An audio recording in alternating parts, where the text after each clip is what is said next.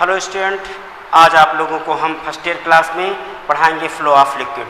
Flow of liquid के अंतर्गत आप लोगों को स्ट्रीमलाइन फ्लो और टर्बुलेंट फ्लो क्या होता है, तो धारा रेखीय प्रवाह और प्रक्षुब्ध प्रवाह।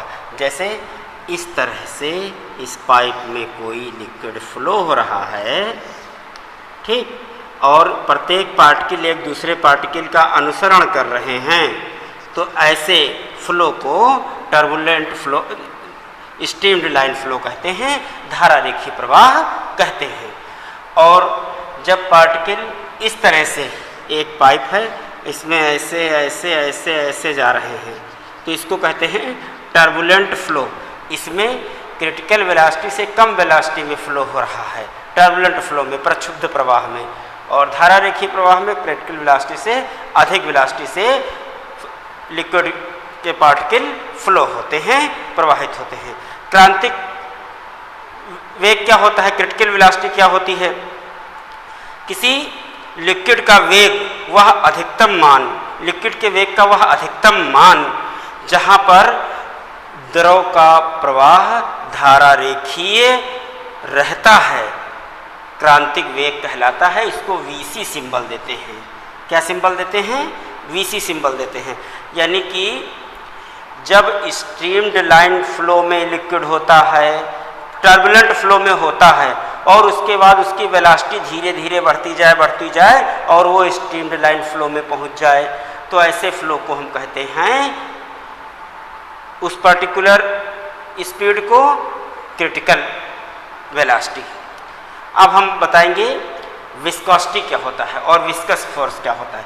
जब कोई लिक्विड और गैसेस फ्लो होती हैं ऐसे, ठीक, किसी भी पाइप में, किसी भी ट्यूब में लिक्विड का फ्लो होता है, तो इनकी लेयर्स के बीच में विरोधी बल, अपोज करने वाला फोर्स प्रोड्यूस हो जाता है। उस अपोज करने वाले फोर्स को ही, विरोधी बल को ही क्या कहते हैं? विस्कस फोर्स कहते हैं। और लिक्विड की इस प्रॉपर्टी को विस्कोसिटी कहते हैं। क्या कहते हैं? विस्कोसिटी, यानी कि श्यान बल। क्या होता है?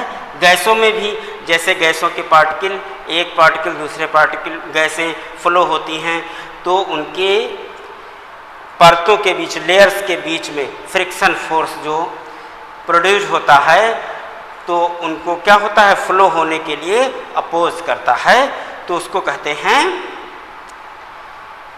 Viscous force. और गैस और लिक्विड की इस प्रॉपर्टी को कहते हैं विस्कोसिटी। अब आप लोगों को पढ़ाएंगे वेलोसिटी ग्रेडियंट। तो वेलोसिटी ग्रेडियंट और टेम्परेचर ग्रेडियंट, दो ग्रेडियंट हैं फर्स्ट ईयर क्लास में। तो दूरी के साथ वेग परिवर्तन की दर को वेग प्रवणता कहते हैं। It means rate of flow of liquid with respect to distance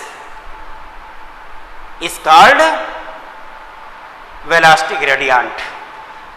इस तरह से एक ये लेयर है और इस तरह से एक ये लेयर है, इसके बीच की डिस्टेंस dz मान लें, और यहाँ पर v वेलोसिटी है और यहाँ पर v प्लस डेल्टा dv है। तो वेग प्रवणता, वेलोसिटी ग्रेडियंट क्या होगी? वेग प्रवणता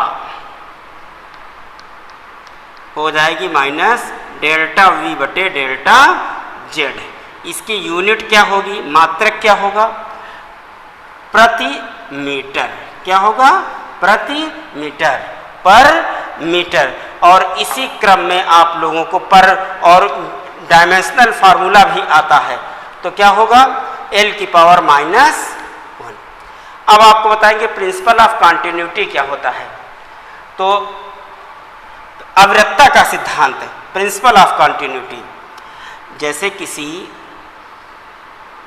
असमान ट्यूब में, अनुप्रस्थ काट वाली ट्यूब में लिक्विड कोई फ्लो हो रहा है इस तरह से, और यहाँ का क्रॉस सेक्शनल एरिया A है, A1 है, और यहाँ का क्रॉस सेक्शनल एरिया कम है और A2 है।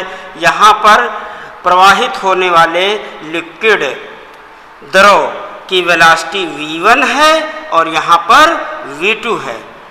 तो प्रिंसिपल ऑफ कंटिन्यूटी से क्या होगा, स्टीम्ड लाइन फ्लो के लिए बात हो रही है। अविरतता सिद्धांत क्या होगा, A1 V1 equal to A2 V2, A2 V2। और इससे निष्कर्ष ये निकलता है कि किसी भी बिंदु पर जब द्रव धारा रेखीय प्रवाह में प्रवाहित हो रहा हो तो at any point, steam line flow के लिए at any point cross sectional area और वेलोसिटी, लिक्विड की वेलोसिटी का मल्टीप्लाई प्रोडक्ट कांस्टेंट होता है। इसी को कहते हैं प्रिंसिपल ऑफ कंटिन्यूटी, अविरतता का सिद्धांत। Thank you.